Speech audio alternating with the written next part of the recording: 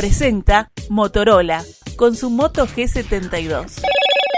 Hello, Moto.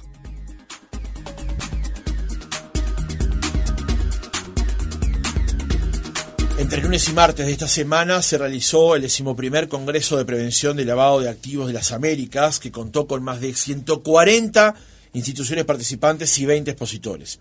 Este evento está catalogado como el de mayor alcance técnico en riesgos de lavado de activos y delitos financieros.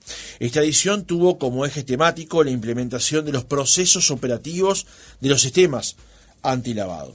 Pero en temas como el del caso de Sebastián Marcet u otros que vamos a ir nombrando a lo largo de este reportaje, se han puesto de manifiesto posibles debilidades de nuestro sistema de prevención. ¿Qué vulnerabilidades presenta el sistema antilavados activos en Uruguay? ¿Qué más hay que hacer? ¿Qué más se puede hacer?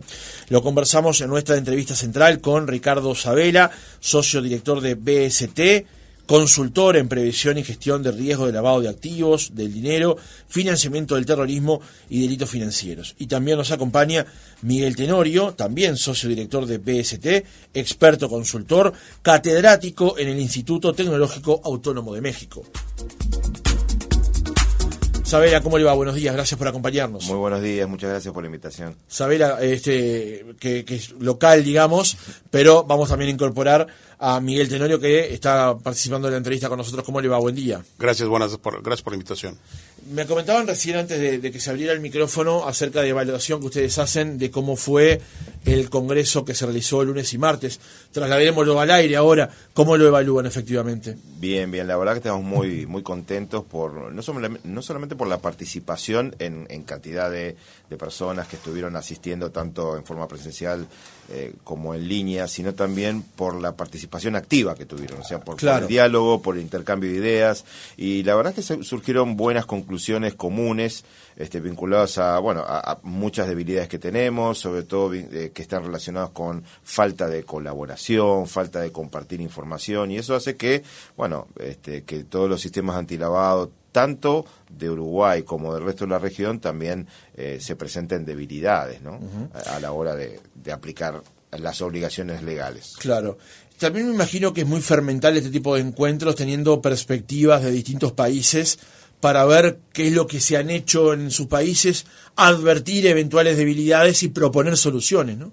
Es así. La verdad es que si bien todos los países avanzan al compás, digamos, de las regulaciones que hoy por hoy a nosotros nos involucra recomendaciones del Grupo de Acción Financiera Internacional, ¿no? Es un grupo que derivado de la OCDE, en el cual ya desde el año 89, 90 viene promulgando, viene difundiendo recomendaciones internacionales para que los países vayan adoptando y incorporen a sus legislaciones para luchar contra este flagelo del lavado de activos. El tema es que esas recomendaciones ya desde hace algunos años atrás empezaron a ser ya medidas y ya se empezaron a transformar en obligaciones. Claro. Porque por más que sean recomendaciones en la jerga, si nosotros coercitivamente vigilamos a los países a ver cómo lo cumplen o no, se terminan siendo casi obligaciones, porque los castigos hacia los estados son bien complicados, porque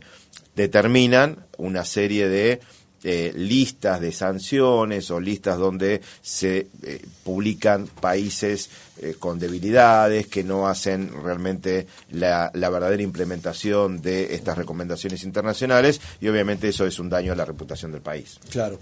Le sumo a lo que le preguntaba recién a Ricardo, Miguel, esa perspectiva, pero también el hecho de que si no todos los países hay un alineamiento en la forma en la que se puede combatir este flagelo, efectivamente no se combate. Hay una vieja frase que dice: la cadena es tan fuerte como su eslabón más débil, digamos, ¿no? Y eso es un proceso muy interesante el que comentas, porque puede ser que algún país establezca medidas muy adecuadas para la prevención del lavado de dinero o el financiamiento del terrorismo. El tema es que si algún otro dentro de la propia región no está haciendo un esfuerzo razonable, lo que va a pasar es que esos capitales se van a ir a ese lugar donde encuentran un nicho vulnerable, donde lo pueden hacer más libremente. Entonces los capitales no tienen lealtad, no tienen nacionalidad, se van a donde sea más sencillo hacer el proceso. Por eso el esfuerzo tiene que ser regional, no puede ser un esfuerzo único de un país. No solamente es Uruguay, es también que hay alrededor. y si Uruguay está más débil, pues se van a venir para acá, pero si Uruguay está más fuerte, se van a ir a otro lugar. A nivel internacional tenemos países que no están cumpliendo del todo con esas obligaciones, que no están siendo evaluados con un cumplimiento elevado y que permiten inclusive de ser blanco para que se incorporen a estas listas, las que hablaba de Ricardo. Y tenemos, por ejemplo, a Panamá, que está en una lista gris, que tanto la Comunidad Europea como el propio Gafi dice que tienen vulnerabilidades en el tema del delito precedente de defraudación fiscal. Y entonces, bueno, está diciendo al mundo que Panamá es un tema de defraudación fiscal. ¿A dónde van a ir? Bueno, pues van a ir a Panamá. Claro. Ese es un tema también que es contrastante, ¿no? El tema de la evaluación, y hay que ver que si realmente el resultado que se está dando es el que está esperando ese Grupo de Acción Financiera con estas medidas coercitivas que meten en el mercado, ¿no? Entonces, está bien interesante el ver cómo los capitales se mueven y se mueven tan rápido, ¿no? Claro. Le sumo un elemento más, en este caso, Miguel, que tiene que ver con una lucha cultural que debe existir también en ciertos países, que han construido su riqueza y su forma de proceder en base a estar en esos terrenos, llamémosle grises, ¿no? Y sin dar nombres, pero ya todo el mundo sabe a qué nos estamos refiriendo. ¿Cómo cambiar eso también? Sabiendo que hay países que han generado su riqueza o su estándar en relación a estar en el borde del margen, digamos. Inclusive promoviendo algunos tipos de operaciones que pudieran estar siendo ilegales en otros países como una práctica común comercial. Entonces hay países que te ofrecen la constitución de una sociedad sin identificar al beneficiario final o quién es el dueño real de esos recursos, y te lo venden y te lo promueven a nivel internacional. Evidentemente lo que están haciendo es un llamado a esos capitales que no quieren decir en dónde están o su fuente. Estamos hablando de producto de probablemente corrupción, probablemente de extorsión, de algunos elementos de delito precedente, y van a buscar la forma más fácil de canalizarlo. Y bueno, si un país puede ser un centro financiero, puede ser una isla de un protectorado y necesita recursos porque quiere mover la economía, bueno, esa es una oportunidad que ellos tienen para hacerlo, ¿no? Ahora, no necesariamente podemos pensar en países de Latinoamérica o islas, ¿eh? Estamos hablando también de estados en Estados Unidos que tienen una propensión especial a este tipo de captación de elementos, este tipo de recursos, este tipo de sociedades que los promueven abiertamente como un estado en donde no se le da seguimiento a esas obligaciones de transparencia. En ese caso hablamos de Delaware, por ejemplo. Estamos hablando de Delaware. Ahora, me estoy alejando un poco del inicio del reportaje, pero me parece muy interesante plantear esto en base a justamente lo que decía Miguel, que es, hay algunos países que se erigen como la policía en ciertos temas, que nos dan lecciones de moral, pero dentro de sus propios territorios amparan prácticas como estas. Exactamente, sí. El tema es que, no es que determinados temas vinculados, por ejemplo, a la venta de sociedades, esté prohibido. Es legal. Es legal porque es un recurso económico que se utiliza en la economía real para un montón de cosas. Lo que pasa es que le abren la puerta a otros tipos de elementos que sí son mucho más riesgosos y nocivos, como es el tema de incorporar activos vinculados posiblemente a actividades que son absolutamente ilegales. Entonces, no está mal, digamos, es una herramienta legal. Lo malo es no controlarlo. Claro. No controlarlo adecuadamente, no poder separar lo que decimos, la paja del trigo, y decir, bueno, esto es un recurso ilegal, esto es un activo que está vinculado con un delito, vamos a tratar de evitarlo, o vamos a tratar de punirlo, vamos a tratar de apresarlo, vamos a tratar de establecerle de alguna manera un decomiso, quitarle los activos, quitarle los recursos, que eso es prácticamente el inicio de cómo se gestó, digamos, todas estas regulaciones en materia de lavado de activos, claro. Y sin embargo no lo hacen, ¿no? Ahí me parece que pasa esencialmente el tema. Hay un llamado, hay una venta, una posibilidad, pero no se controla adecuadamente.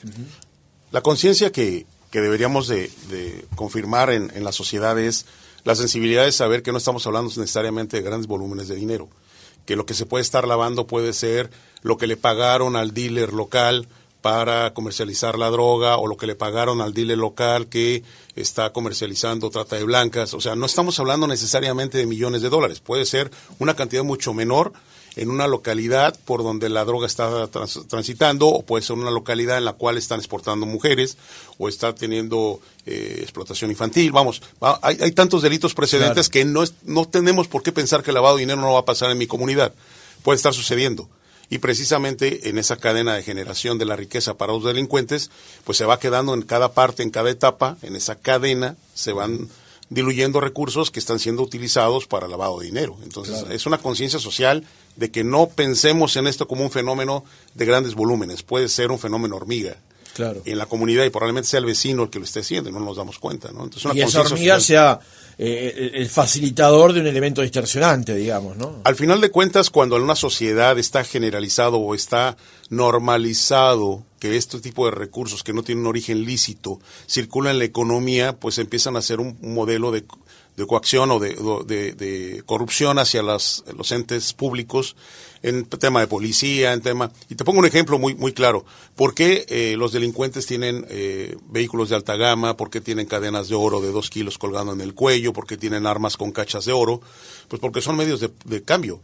Cuando un policía lo agarra, que tiene un sueldo de $1,000 al mes, claro, le dice, ten la arma que vale 5,000, déjame ir, tú no me viste. O ten la cadena que vale $15,000, tú no me viste. Entonces, vamos, es una forma de operar que está dentro de la propia sociedad y el combate a este delito y a este flagelo, porque hay que debilitar la estructura delincuencial con lo que más le duele, que es el recurso, debe ser un esfuerzo de todos y una conciencia general. No puede ser un esfuerzo solamente de la autoridad o de los sujetos colaboradores, ya no sujetos autorizados obligados. Deberían ser sujetos colaboradores en el proceso de prevención, ¿no? Me parece muy interesante todo lo que están mencionando, pero demos un buen paso hacia atrás para presentarle a la audiencia que nos está escuchando ahora y va manejando por la ruta y quiere saber de qué hablamos cuando hablamos de lavado de activos y la prevención del lavado de activos. Uh-huh. Si tuviera que simplificarlo, Ricardo, para explicarle a la audiencia, ¿qué es el lavado de activos? El lavado de activos consiste en tratar de incorporar en la economía legal, en la economía real, recursos que se han convertido en nocivos a partir de delitos, ¿no? Es decir, narcotráfico genera, ¿cuál es el objetivo fundamental? Hacer dinero, ¿bien?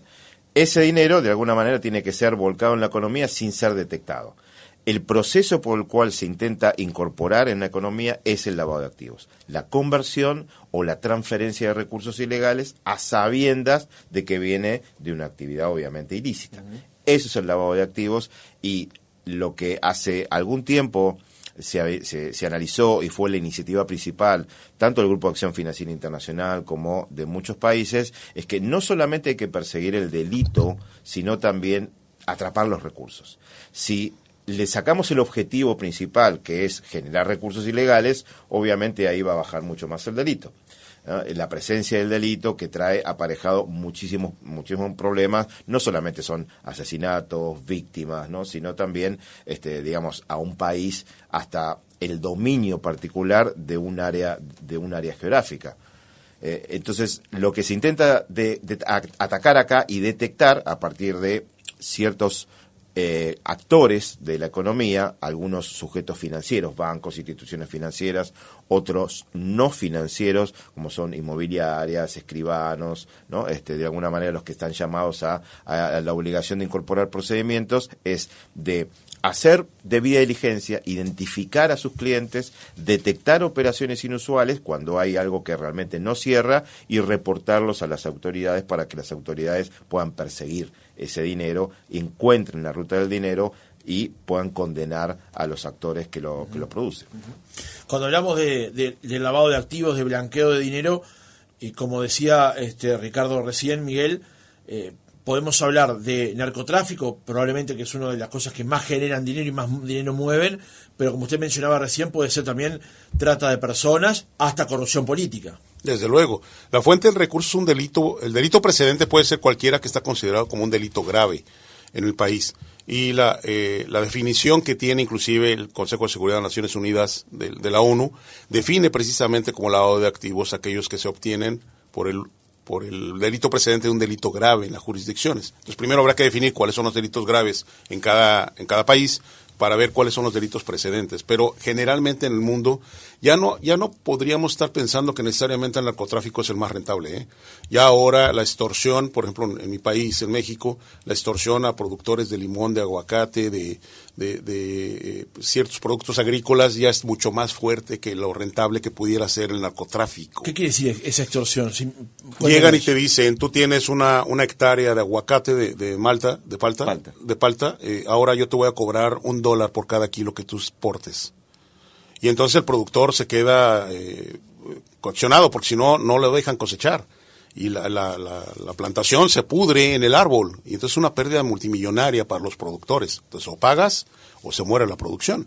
Entonces, eso está pasando en México, y no estamos pensando solamente en el narcotráfico. Entonces los delincuentes, al ver la capacidad que tiene o la falta de resultados que tiene el gobierno para poder perseguir los delitos, aprovechan la coyuntura y van diversificando la producción. Ahora, ¿qué parte del dinero que llega al estado mexicano de Michoacán, producto de la venta del aguacate, es realmente de la venta del aguacate y qué parte es de la extorsión? Está complicado también para el sujeto, para los bancos o para las instituciones financieras que lo reciben, saber cuál es bueno y cuál es malo. Claro. Pero aquí el problema es ese, ¿no? Que la conciencia social tiene que estar despierta, que no solamente es narcotráfico, que no solamente es trata de blancas. Hay otros delitos que son locales, por gente local, inclusive la gente que dice, te estoy llamando de tal cártel, y resulta que no es nada del cártel, pero está aprovechando el miedo, el temor, para poder obtener un beneficio. Y eso está pasando a nivel global. O sea, te hablan y te dicen, soy del cártel mexicano X, y bueno, la gente se espanta y dice, te voy a dar los $1,000 o los $500 que me estás pidiendo, o el derecho de piso, que en México todo el mundo está pagando ya derecho de piso. ¿Qué derecho de piso? Tú vas en la calle y ves un negocio, y el negocio está pagándole al delincuente porque no lo vaya a quemar, no lo vayan a robar, no lo vayan a matar. Entonces, la extorsión, típico, la extorsión, como en el caso de Salvador Las Maras. Claro. Ese tipo de flagelo social está sucediendo ya en el mundo. Aquí el tema es cómo evitamos que Uruguay llegue a esos niveles tan grandes de pérdida de los valores sociales que nos están llevando a tener una situación en donde normalizas algo que evidentemente debería espantarte, ¿no? Claro. Pero en México, si no pagas un derecho de piso, en muchas regiones no puedes tener un negocio abierto. Ahora me queda de eso que está usted contando, que realmente me asusta, me espanta. También dos vertientes. Una es la de perseguir el recurso que se genera a partir de esa extorsión, pero también hay un déficit notorio y ostensible de la seguridad que no le prevé a esa persona una posibilidad, una salida para poder que el Estado responda por su seguridad. Es que muchas veces es hasta invisible a las propias autoridades. Ayer en la conferencia, anteayer, contábamos, un especialista de Paraguay contaba un caso justamente en México de la utilización de armas químicas caseras, bombas realizadas a través de derivados de productos químicos que se utilizan para el agro, ¿no? Que contaminan directamente las plantaciones. Entonces, utilizan determinados tipos de herramientas que realmente son bastante peligrosas, no solamente al medio ambiente, sino también a la vida humana, ¿no? Entonces, y las autoridades, en este caso, cuando se detectó eso, no pudieron detectar a la organización que estaba realizando esa maniobra, y tardaron casi una semana para desarticular la cantidad de bombas que había. Claro.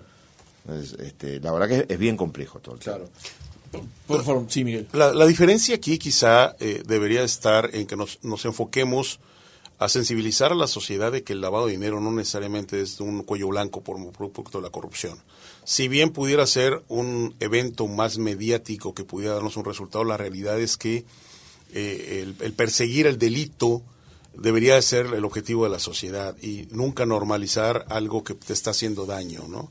Claro. Y desafortunadamente, al no afectarme a mí en una evolución social, en un desarrollo social común, al no afectarme a mí, bueno, le pasó al vecino, bueno, mala suerte o algo tendrá que ver. Entonces, cuando empieza a normalizar, empieza a perder la capacidad de asombro, y esa pérdida de capacidad de asombro te deja en inacción.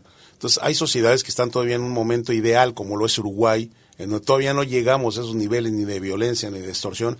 Vale, procuremos que esto se mantenga de esta forma, con un esfuerzo de todos para identificar esos recursos de procedencia ilícita y pegarles en donde les duele, ¿no? Que es lo que pasa es que ahí tenemos que sumar, Miguel, Ricardo, otra variable, que es la variable cultural, que es donde nosotros comprendamos que hay algo que está mal y que por más que tenga un retorno inmediato y que nos dé una elevación social mejor, sabemos que fruto de algo que es incorrecto. También está esa variable para incorporar allí, ¿no? Exactamente, sí. Imagínense, cuando estábamos hablando de este tema de las bombas caseras con productos químicos, sí, a Marcet, que posiblemente tiene los recursos para hacerlo, se le ocurre contaminar una plantación de soja. ¿Qué pasaría para Uruguay? ¿Qué pasaría para Paraguay? Digamos, ya no estamos hablando de temas de solamente narcotráfico, solamente corrupción. Digamos que estas organizaciones criminales tienen tanto poderío económico, porque no se le ha logrado sustraer justamente todos los recursos que han generado a través de un delito o de dos delitos, como narcotráfico, contrabando, etcétera, que tienen la posibilidad de efectuar algo mucho más dañino, mucho más agresivo, y que de alguna manera termine con prácticamente erosionando, no solamente teniendo un montón de víctimas, sino la propia economía de un país. Pero si me preguntas cuál es el origen del problema, es un problema de descomposición social. O sea, el problema es la inmediatez de la obtención del recurso, que probablemente alguien que tenga que estudiar una carrera profesional pueda tardar mucho tiempo en generar.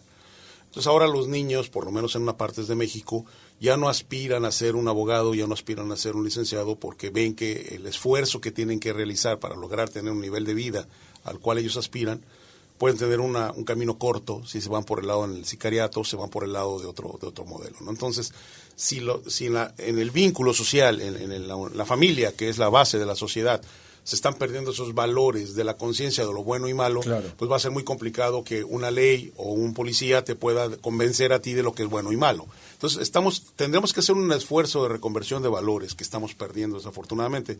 Y por ahí había un chiste en México de un comediante que decía que nuestra generación, la gente que estamos en los 40, 50, somos la última generación que fuimos golpeados por nuestros padres para educarnos, y estaba normalizado, y ahora somos la primera generación que somos golpeados por los hijos. ¿Por qué? Porque ya esa práctica de control, de educación, de respeto a la autoridad se ha perdido, y ese es el razonamiento antropológico del problema de la generación del delito.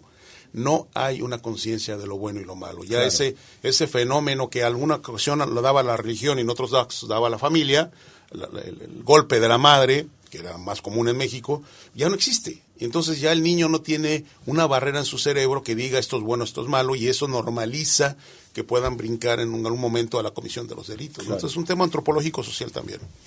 Ricardo, hablábamos recién de evitar justamente estos procesos que tienen que ver con el lavado de activos.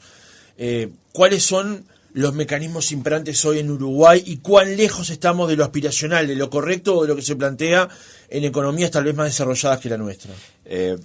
A ver, hay en principio una serie de leyes, una serie de regulaciones que generan obligaciones a determinados actores, como bancos, como otros tipos de instituciones financieras, y ahora también a muchos actores no financieros, para protegerse de alguna manera, tratando de identificar situaciones inusuales. La obligación es: realizo una debida diligencia, que significa pedir determinada documentación, información al cliente. Cada uno que va a comercializar, a generar una relación de negocios con un cliente para poder identificarlo y analizar si puede haber dentro de esa relación alguna sospecha de inusualidad. ¿Qué sospecha de inusualidad? Determinadas transacciones, determinados tipos de operaciones que llamen la atención, que no son habituales, y la obligación es, si se detectan, reportarlas a las autoridades. Las autoridades hoy, aquí en Uruguay, es la Unidad de Información de Análisis Financiero. La UIAF, que está dentro del Banco Central, recibe esas informaciones, las trata en forma con secreto, porque hay un mecanismo también de sigilo y de confidencialidad muy grande en este trabajo. Si ellos tienen muchos recursos para poder acceder a otras fuentes y confirmar ese reporte que cada uno de los actores envía, y si hay confirmación, generan un file, un expediente para poder derivarlo a la Fiscalía, para que la Fiscalía investigue y realmente pueda condenar y pueda decomisar.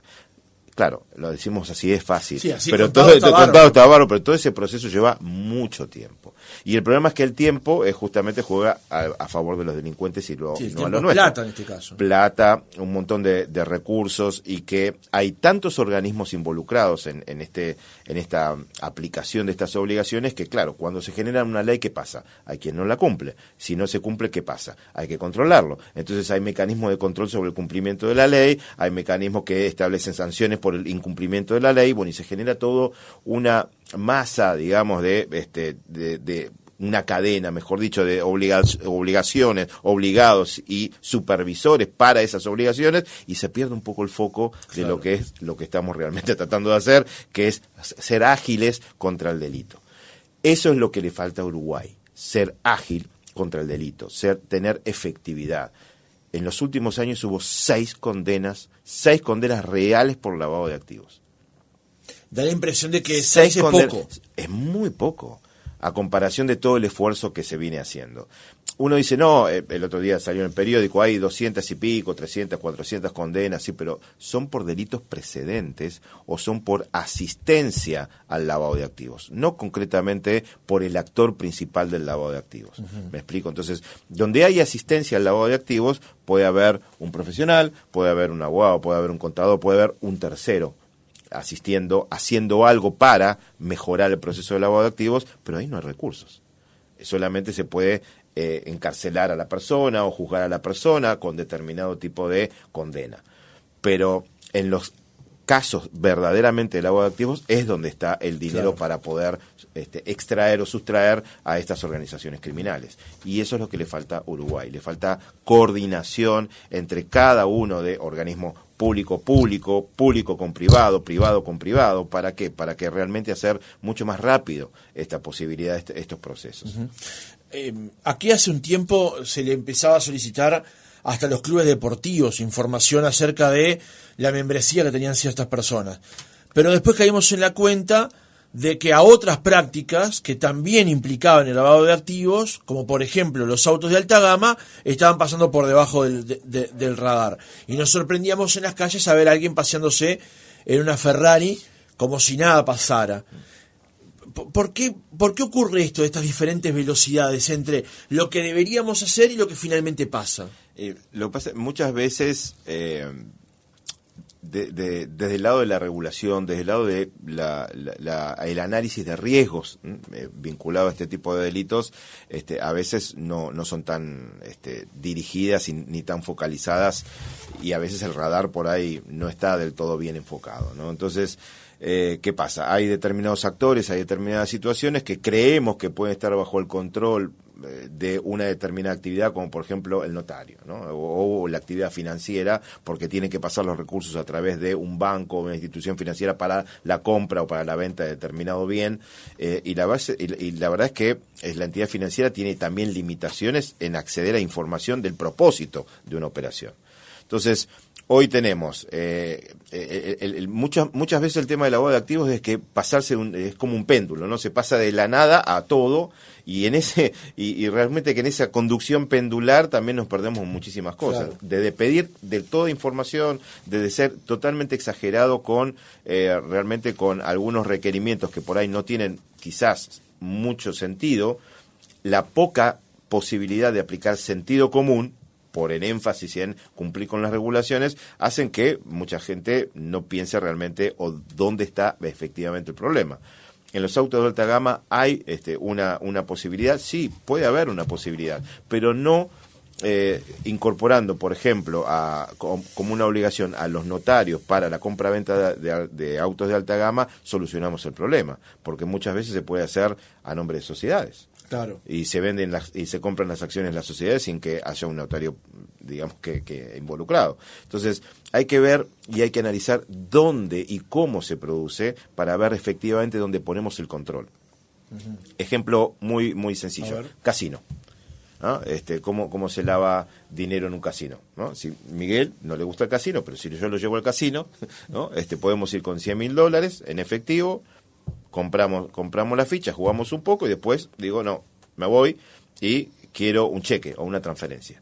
Entonces, de esta manera, ¿qué? Ya ingresé en el sistema financiero, convirtiendo ese recurso ilegal en efectivo en algo que está bancarizado, ¿no? ¿Qué solución me da la ley? Dice, bueno, hay que identificar a quién lo hace, a ver medidas de debida diligencia para ver cuándo puede producirse un evento inusual. Si lo que hago es tratar de impedir que eso ocurra, sería mucho más efectivo. ¿Cómo lo hago? Voy con $100.000 en efectivo a un casino, juego, y si juego un poquito y quiero devolución del dinero, señor, usted se lo lleva en el mismo efectivo que lo trajo. Claro. Entonces ahí no hay bancarización. No hay bancarización. O sea, limito la posibilidad que ese recurso ingrese en el sistema financiero. Independientemente de qué, de ver si hay una posibilidad de generar un reporte de operación sospechosa para que las autoridades continúen con la investigación. Claro. Eso sería aplicar mayor sentido común. Y muchas veces por el apuro de cumplir con la norma se saca ese foco de sentido común. Claro. Miguel, con respecto a esto que planteaba recién del tema de los autos de alta gama, y como usted decía más temprano, con respecto a esto de los encajes de oro y todo ese tipo de cosas, el análisis de esto ya no pasa exclusivamente por una persona que de buenas a primeras pasa a tener una gran casa y un gran auto, sino a la vida diaria, a la práctica diaria, al acceso que a algo tiene ahora que antes no tenía. Desde luego, y ahí hay algo que se llama operación sospechosa a nivel internacional, en algunos países se traduce como una operación inusual. Es alguien que me da su domicilio en una zona marginal de la ciudad de Montevideo y de repente trae un vehículo o me declara un ingreso por arriba de $100,000 al mes. Aquí no hay algo que sea congruente, ¿no? Hay una asimetría entre lo que me está operando y lo que me dice o su capacidad o generación de recursos puede tener. Aquí lo importante es hasta dónde una persona que tiene recursos puede ostentarlo, y es lógico que lo ostente. Si tú ves a una persona de alto nivel socioeconómico que toda la vida ha tenido, es alguien que trata de pasar desapercibido en la sociedad, o tiene un vehículo de alta gama, si bien es cierto, pero no lo trae todos los días circulando, porque puede ser objeto de otro tipo de delitos, como el secuestro, bla, bla, bla, bla, bla. A lo mejor en el Uruguay no es un fenómeno tan común como pudiera serlo en México. Pero la gente que nunca ha tenido y empieza a tener, lo que quiere es ostentar. Y ese proceso también debería ser inusual. Pero hay una disparidad, hay una asimetría entre lo que la ley te obliga a hacer y lo que el sujeto colaborador, el banco o la institución puede hacer. Si bien tú me obligas a hacer una debida diligencia a la persona que compró el vehículo de alta gama, es que yo no tengo los elementos para tenerlos. Yo te informo. Y te corresponde a ti, gobierno, unidad de análisis e inteligencia financiera, analizar la información que te proporcionan todos sobre esa persona y poder hacer una investigación más formal, más contundente, con mayores recursos para efectos de saber si pudiera darse un fenómeno de lavado de dinero. Aquí el tema es que la acumulación de información de todos es lo que le va a dar la fortaleza al gobierno y esa eficacia. Y a lo mejor al momento de implementar el modelo de prevención no estamos conscientes que todos al momento de mandar información estamos poniendo nuestro granito de arena a construir casos más sólidos para poder perseguir el delito. Entonces, si nosotros estamos haciendo un esfuerzo para cumplir con la ley y que no me sancionen, no estás entendiendo cuál es el juego. Lo que tienes que es tener conciencia de que estás protegiendo la economía uruguaya, de que estás protegiendo a tu familia, de que esos recursos no lleguen a los delincuentes para que después no te cobren un cobro de piso. Entonces estamos perdiendo el foco. El foco es la protección, el foco es la sociedad, el foco es el sistema financiero uruguayo. El foco no es que no me multen.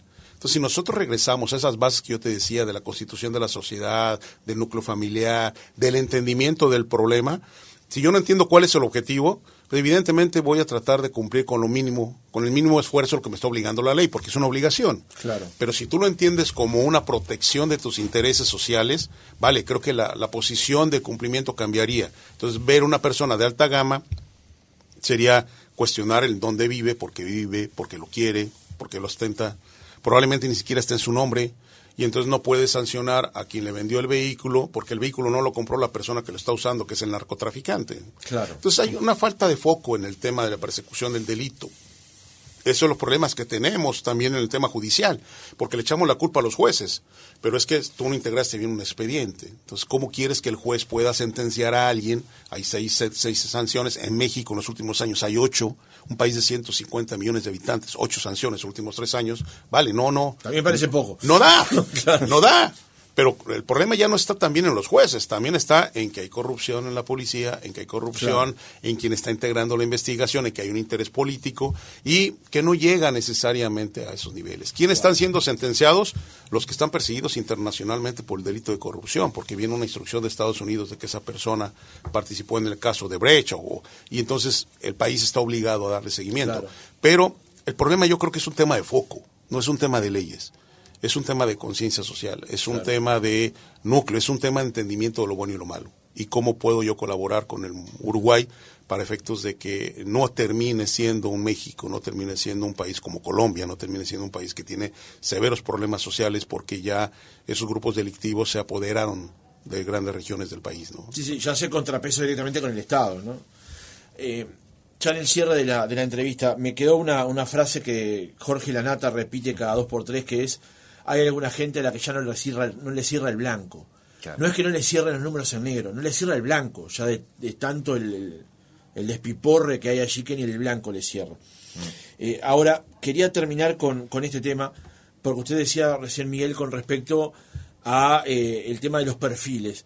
Hay, por ejemplo, narcotraficantes que han sabido ser muy bajo perfil, que han estado muy bajo perfil y que han logrado hacer, llamémosle entre comillas, carreras siendo bajo perfil. Y eso les ha beneficiado para su negocio. Pero también es cierto que hay eslabones de esa misma cadena que se hacen públicos porque de golpe les viene esa cosa de querer comprar el auto de alta gama, y es por allí por donde viene justamente la filtración. Y un caso muy conocido es el caso de Fariña en Argentina, claro, que se casó con una gran modelo, que hizo una fiesta fastuosa, y a partir de ahí empezaron a tirar de la piola, digamos. Están esas dos realidades cuando se investiga o se analiza el lavado de activos, ¿no? Claro, te cuento otra. ¿Te acuerdas? ¿Tú acuerdas en el 2014, 2015 fue que fue noticia un aparentemente francés que estaba en un lugar ahí en Punta del Este, en un bar en Punta del Este, tirando dólares? Sí. Bueno, eso terminó siendo una estafa, una terrible estafa que le habían hecho a uno de los sellos más importantes de una tarjeta de crédito. Uh-huh. ¿Por qué? Porque se había identificado un error en la operación de la tarjeta, en el procesamiento de la tarjeta de débito, y hacía que tarjetas emitidas en el exterior, que compraban en dólares, automáticamente el sistema los pasaba a pesos uruguayos. Entonces el tipo, que en realidad no era francés, era belga, pasaba la tarjeta y claro, rompía todo. Pero entonces ese tipo de identificación de esos sucesos, si uno, como tú bien dices, tirás la piola y empezás a analizar y ver la ruta, digamos, la trazabilidad del dinero, se va a llegar, digamos, a investigaciones más importantes. El tema es que al tipo lo juzgan por la estafa, pero no van a seguir el dinero. El turco de la Ferrari lo juzgaron por lavado de activos, por esa estafa, pero le sacaron $8 millones. Y ese tipo estafó $300 millones. Claro. Entonces muchas veces no se va a fondo hacia toda la trazabilidad para indagar dónde realmente está la fuente. Y probablemente sí recuperaron mucho más cantidad de dinero. El tema es en dónde se quedó. Claro. Sí, porque en este proceso se van perdiendo. En México hay un organismo que se encarga de la administración de los bienes decomisados por el Estado, y resulta que a gente que le decomisaron después se lo devuelven y ya no tiene el diamante, ya el vehículo ya se dañó, lo sacaron a circular. O sea, vale, hay muchos temas que están alrededor, que tiene que ver con el poder, que tiene que ver con modelos de corrupción, que tiene que ver con muchas cosas. Entonces, ver un resultado tan importante como 300 millones, pues va a estar complicado. Claro. Y hago una última pregunta porque nos llegó de un oyente, del 295, que dice: a la SAD las monitorean, siguen la ruta de esos dineros. Las SAD son las sociedades anónimas deportivas. Les quiero preguntar brevemente, porque estamos pasados, a ustedes con respecto al tema del fútbol en particular. ¿Les llama la atención cómo analizan las políticas aplicadas de lavado de activos frente a un negocio universal como es el fútbol? El fútbol ha tenido históricamente siempre una relación desde antiquísimo, ¿no? Desde Pablo Escobar. Es así. Y la verdad es que siempre fue un fenómeno donde ocurrían situaciones inusuales. Sí, es bueno recordar que parte del grupo de narcotraficantes que estaba incluido Escobar eran dueños del Millonario, ¿no? Exactamente. Dueños, directamente dueños. Imagínate la cantidad de plata en efectivo que entra a un estadio en un evento deportivo en donde está lleno. Y eso lo metes al sistema financiero justificando que es la venta de la taquilla. ¿Cuánto más pudiste haber metido que no era venta de taquilla? Claro. Sí. Hoy las SAT en Uruguay no son sujetos obligados, porque cuando se determinó y se identificó la necesidad de poner organizaciones civiles como sujetos obligados, se pensó en las asociaciones civiles deportivas, pero todavía no estaban determinadas las SAT. Posteriormente se incorporaron las sociedades anónimas deportivas y que, bueno, quedaron afuera, ¿no? Hoy se está tratando de modificar eso, pero no es solamente eso. O sea, nosotros el día de ayer advertíamos, no solucionamos el problema incorporando la SAT, porque también puede existir, ¿qué? Sociedades anónimas deportivas. Entonces no es un tema del tipo societario en sí, sino un tema de la función, de la actividad en sí, que es la que hay que regular. Miguel, sobre esto, ¿algo más para hablar? Sí. Ricardo Sabela, socio director de BST, consultor en prevención y gestión del riesgo de lavado de dinero, el financiamiento del terrorismo y los delitos financieros. Gracias por haber venido otra mañana. Muchísimas gracias y gracias a ti. Miguel Tenorio, también socio director de BST, experto consultor, catedrático en el Instituto Tecnológico Autónomo de México. El currículum de los dos es mucho más extenso. Hice un resumen caprichoso acá, pero de alguna manera los tenía que presentar. Gracias por haber venido. Gracias a ustedes y gracias a la audiencia por su tiempo.